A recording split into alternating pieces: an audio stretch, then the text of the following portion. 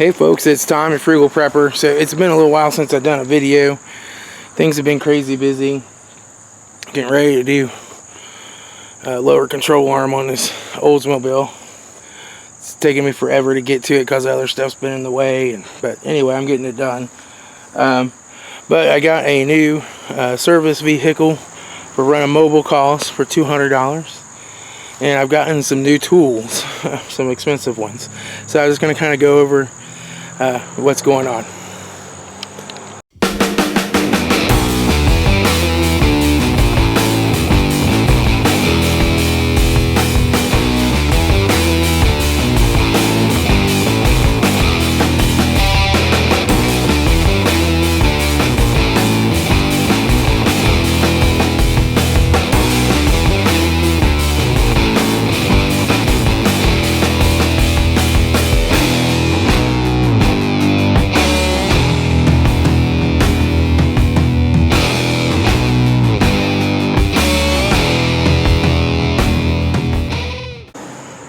Alright, so what I got here is the $200 Buick Rendezvous.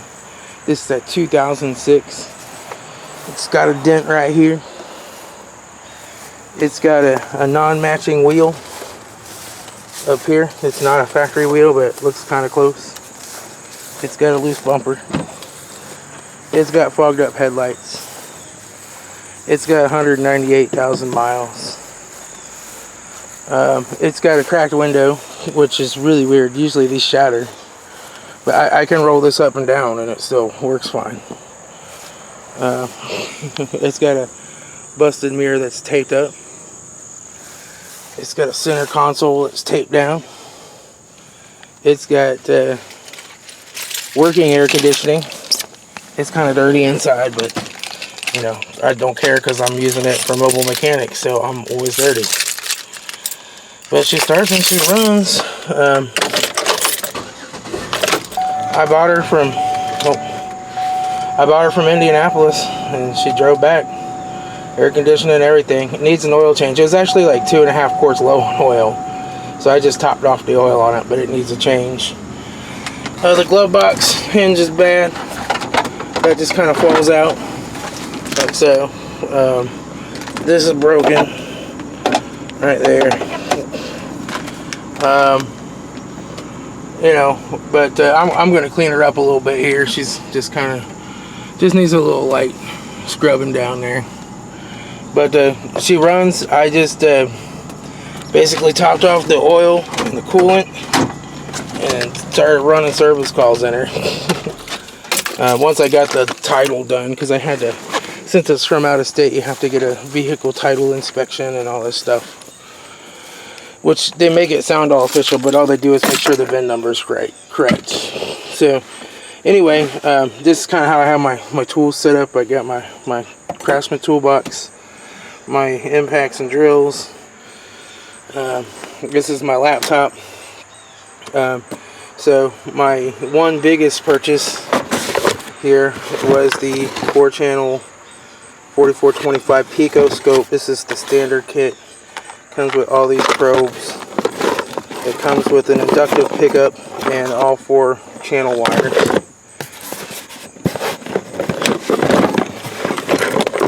And the USB cable.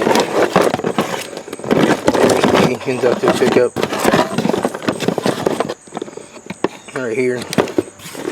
That's enough to get me started. I have a low current clamp for my Handtech, which I can probably use on this. I'll have to manually set the scale, and then I want to get a high current clamp for this too. And then the other big thing I spent money on was, this is $305. So that Pico scope was like $1,540, something like that. This was $305. This is the universal hydraulic flaring set. You've probably seen Erico use this. And the main reason I got it is so that I can make the J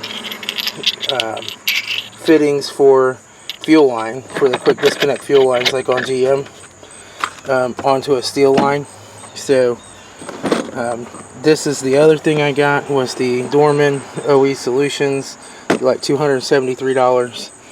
This is the master repair kit for putting on these quick connect fittings, which I've already used this, but yeah, so these are the different quick connect fittings that it comes with.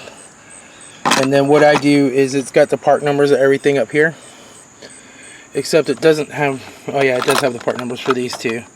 But I just go and look up the part number when I use something, and I reorder it so that I have it. So like I used 2 of these and both rolls of the fuel line yesterday. And I used 1 of each of these yesterday on a Chevy truck. And so I'll reorder that, and then that's what I just bill my customer for, is the price of that stuff. And that way the kit always stays stocked up. But this works really well. Now Erico, his tool broke and he uses his in his vise. My tool still works, which I hope it stays working because I need to use this mobile.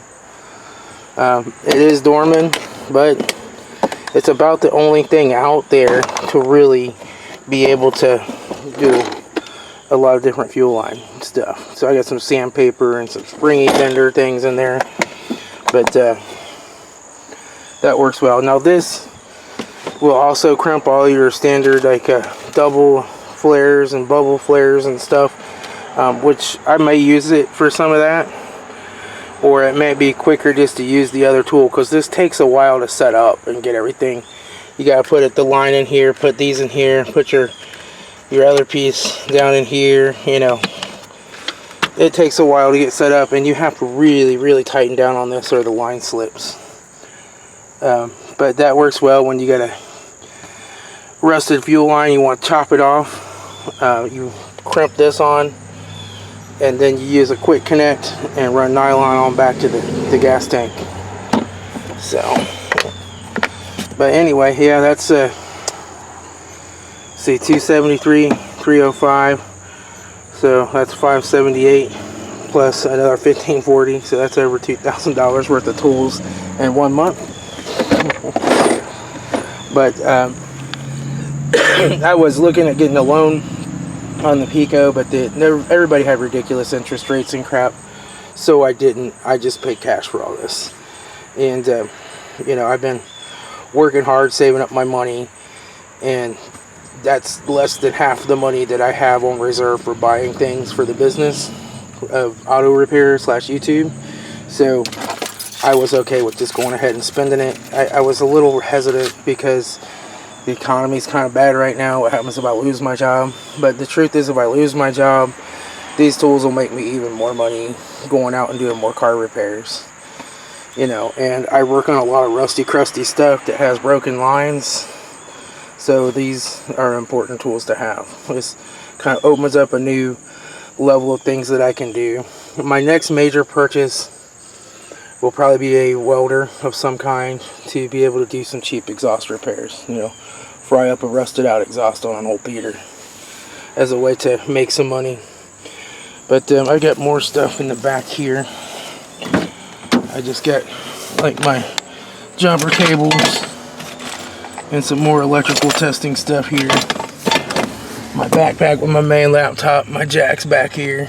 Yeah, just, you know, this is just a beater for taking on mobile mechanic calls. I might clean it up. I mean, I'm not saying that I can't clean it up and use it to take the family on vacation or something. It certainly runs good enough. And doesn't have any major mechanical issues. It needs a ball joint. I can hear it popping.